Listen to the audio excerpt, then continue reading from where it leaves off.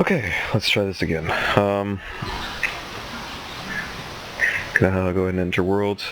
So we're just gonna go straight into a battle here against orcs. Even though you can go against pretty much anything in the generic quest lines, they're kind of just like side quests. So yeah, I think orc would probably be the more interesting battle to take part in. Once we load up, I'll explain some quick things, and then we'll just go straight into it. Alright, so it's winter. This is what happens when you first come into your city. Just kind of gives you a really weird camera view of everything. Welcome. Ilisal Halfio glows bright when you are here.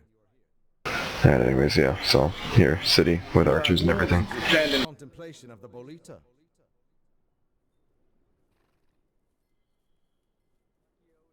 Okay, so my army's already at the point. This is an orc stronghold to attack. It's AI, so my army isn't very diverse really. It's just a bunch of melee units, two Grand Masters, which are basically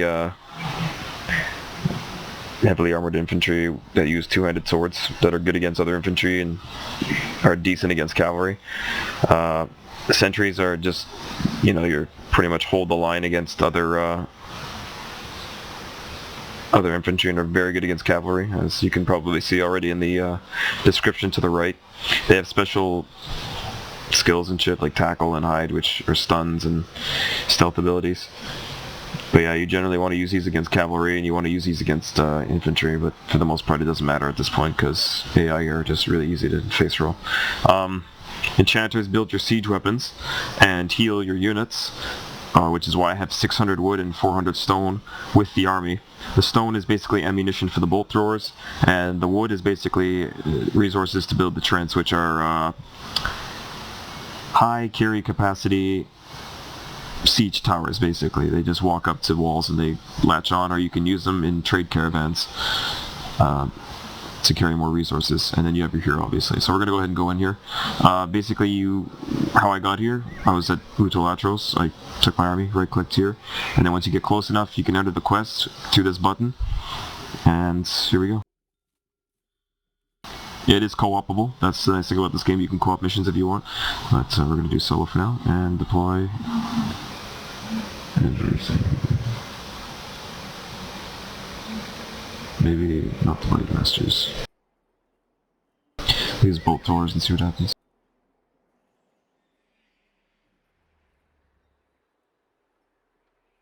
Elven warriors, the Orpha now must die.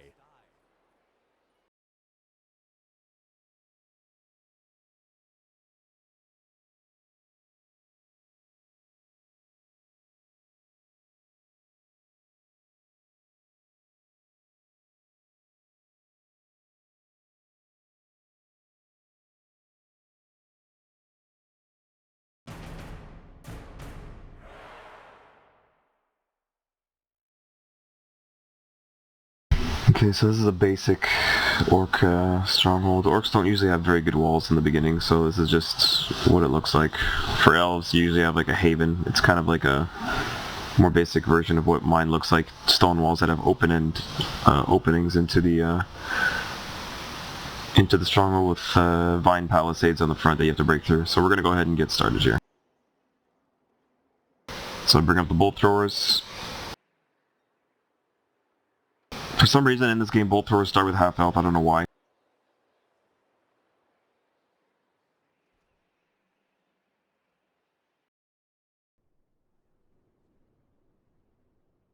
Movement is pretty simple. You just double right click if you want them to run. That uses up stamina, or if you want them to walk, just single right click. It's a lot like Total War in that sense.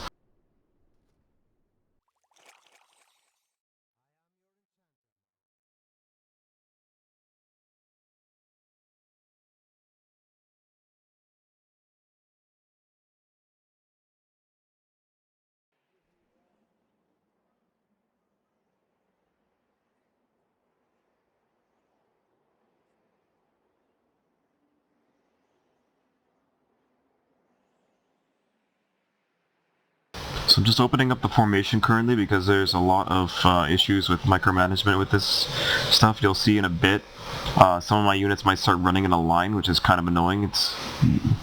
something they definitely need to fix, but it's not necessarily that big of a deal. You just have to compensate a little bit.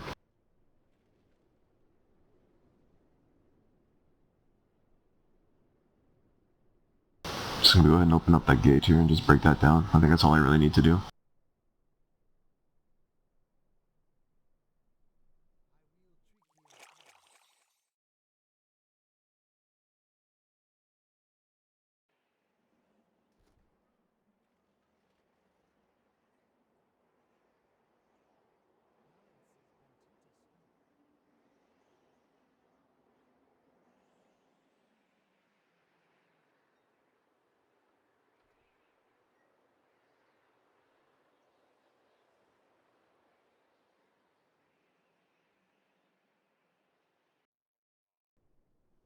This is usually where I spend my time putting up crew skills. It's kind of underwhelming in the beginning. It takes a little bit of time to break down those walls, but I mean, this is what Medieval 2 Lore was like in Sieges. You basically just sat back and peppered for a bit.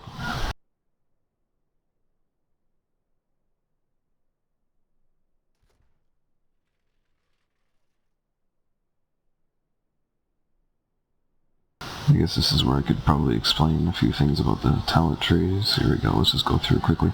So you have like 3 defensive skills you can add to your troops. Improved agility increases resistance to piercing, strength increases resistance to impact, like charges and shit. Fortitude increases resistance to slashing, so sword wielding or axe wielding infantry, that kind of thing. And then you obviously have your attack damage increases, health, endurance, and which gives you more of an ability to use skills such as tackle or be able to run faster and for longer periods of time.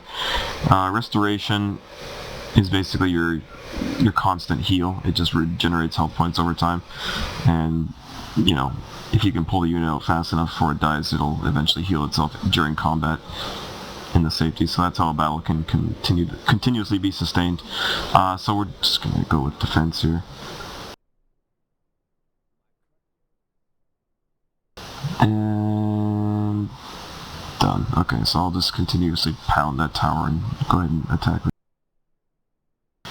Okay, so you can see the dreaded spike traps right here. Those will definitely kill units, so avoid those.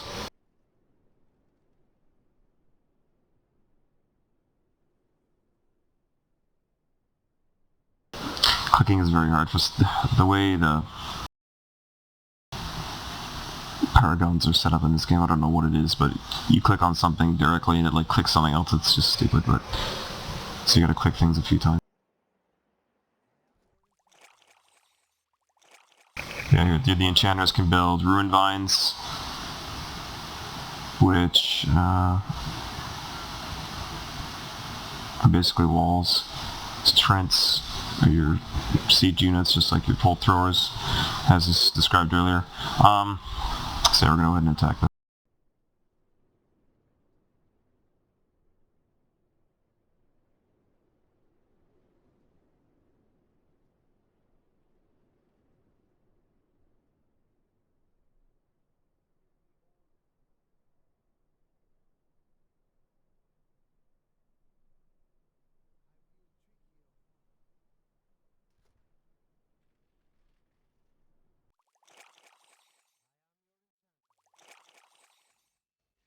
Enemy attack on our elves, Mali.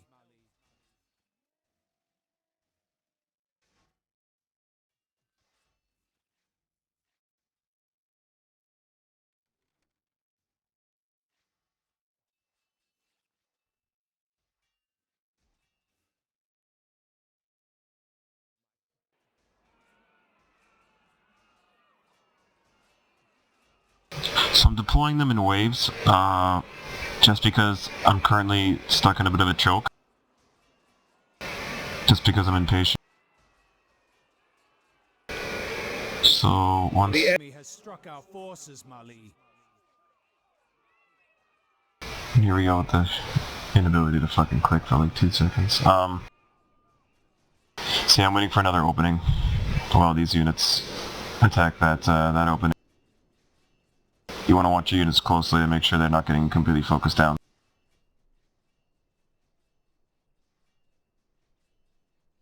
Palisades don't necessarily disappear, so keep an eye on those as well. Once they're at 1 out of 1500, that means they're basically down, so your units can go through.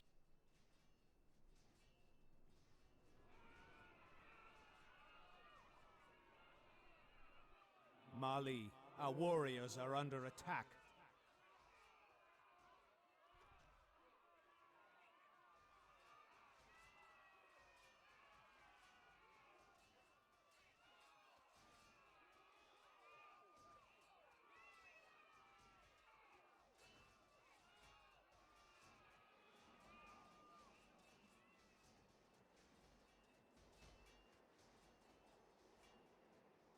Setting up healers now.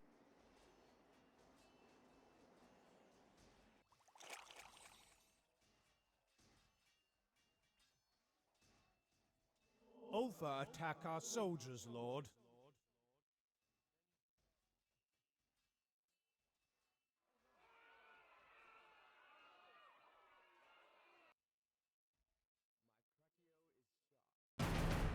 That's basically it. I'll show one more quick thing. And can no longer fight.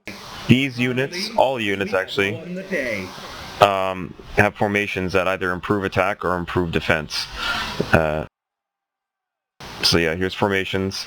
Elves have stone combat style, which increases survivability, or wind combat style, which greatly increases attack power and speed. So it's one or the other basically. I usually just use stone combat style. There's no real reason to use anything else unless you're actually fighting a person that has half a brain and requires you to balance your forces a little bit more. So when we actually get into fighting against actual people, you'll see a lot more variance in armies. And a lot more pause in your interruption. yeah, I'm pretty much done right now, so yeah, you can talk. Okay, Unity told me to tell you to bring Landon down from the lounge. Okay. And that's it.